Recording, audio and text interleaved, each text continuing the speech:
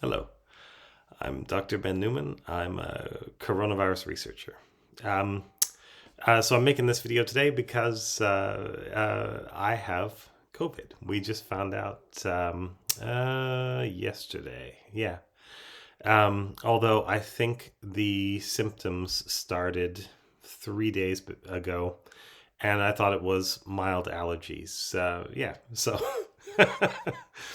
So why not? We've been talking about COVID from a third person point of view. And so, yeah, let's get up close and personal. And yeah, just in case you were curious. So, first question, how did we get it? Nobody ever knows this.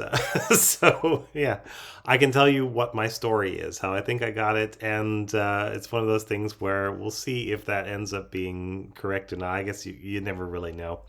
I recently traveled on an airplane from New Jersey, which has a pretty high COVID hospitalization count, roughly on parallel with the one in Texas. These are two parts of the country that are not doing well at the moment.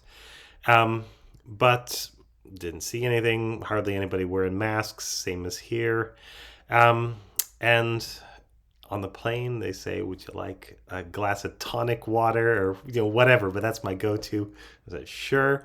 And you got one of those stupid little Biscoff cookies. So I was on the flight. My son was also on the flight. He did not have the drink or the cookies, so he kept his mask on the entire time. I took the mask off to eat that stuff and then put it back on, which, of course, yeah, you're taking a risk, and yeah, the risk did not pay off, and here we are. Other than that, can't think of anything that I did that was out of the ordinary or even out of the house or out of a mask ever. Because, yeah. So, most likely, that's it. How's it been? I don't know. A little better today. Yesterday we had all the symptoms, kind of itchy eyes, headache. My nose just stopped working. It's just completely. I can smell everything fine. It's just that there's so much snot in there. Yeah, it's just running constantly, and it's kind of hard to sleep because of that. It's just everything is absolutely disgusting. Um, Other than that, a little bit sore, but not too badly. Only hard to breathe through my nose. It's actually fine through my mouth. It's just that, yeah, nasal passages don't work. Um, and other than that, not really a lot else. No fever that we knew for sure.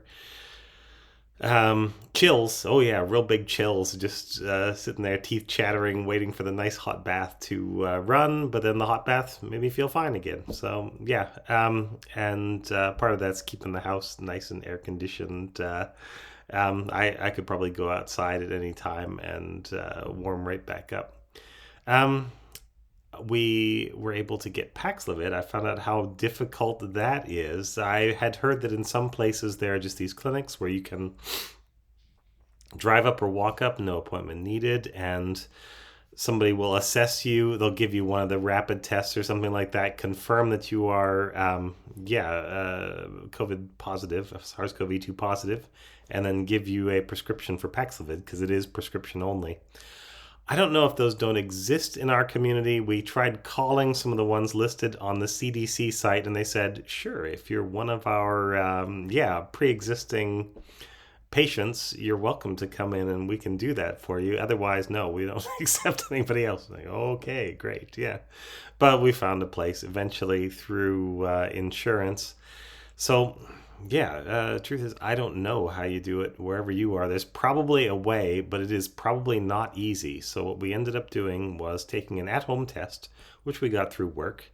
Coming up very positive. The little rapid antigen test, there's two lines on there, and the antibodies go past the test line and they go toward the control line. Well, most of the antibodies ended up on my test line.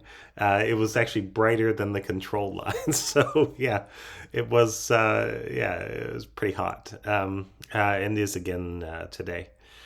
Um, yeah, I know a couple of people in the family have got it. One still so far does not have it, and so we're hoping, but we've only just started masking once I tested positive, and by that point, I've been exposing people for days. And yeah, I don't know. I'm not holding out a ton of hope there, but yeah, so far everybody's doing okay.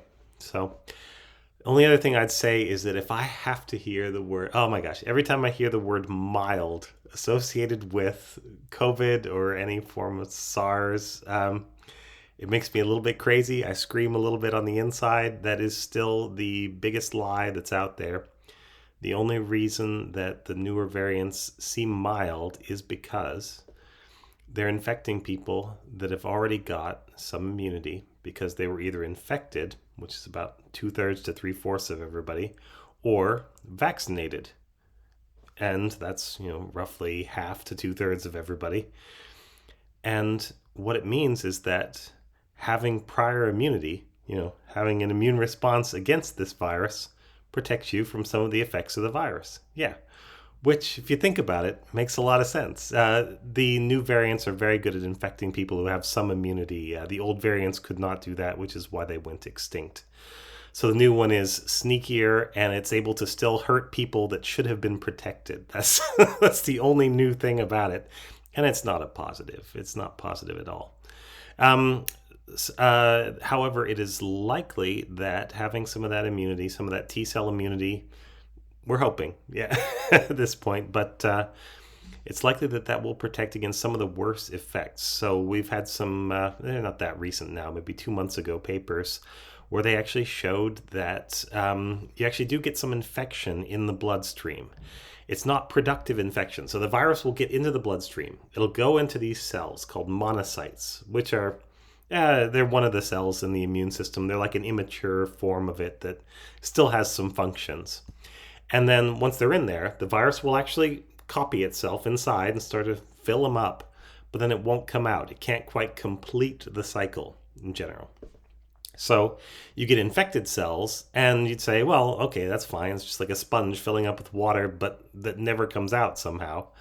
But in this case, these are cells that have a lot of other functions. So they can spit out lots of different chemicals and proteins that really turn up the immune response throughout the body. They can cause blood clotting, they can cause fever, they can cause all these other things that we would associate as symptoms of COVID-19. And so the most likely explanation right now is the worse you get infected in the bloodstream, the worse you are probably going to have symptoms. That seems to be the most likely thing right now. And that is one place where there should be some protection. So, yeah, the old vaccines, which mine was about 8 months old, and I'd love to get a new one, but I am not eligible for a new one. But those do protect pretty well in the bloodstream, like at the level of T cells. They do not protect very well at the level of antibodies unless you've had a fairly recent vaccine.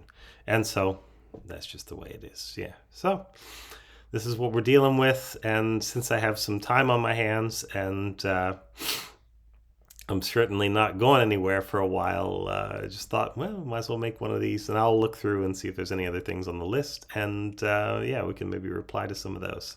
So thanks very much. Hope you're doing well, maybe even better than we're doing here. And yeah, wish you all the best. Stay away from COVID. It's no good for anybody. Thanks a lot. This has been Ask Dr. Ben.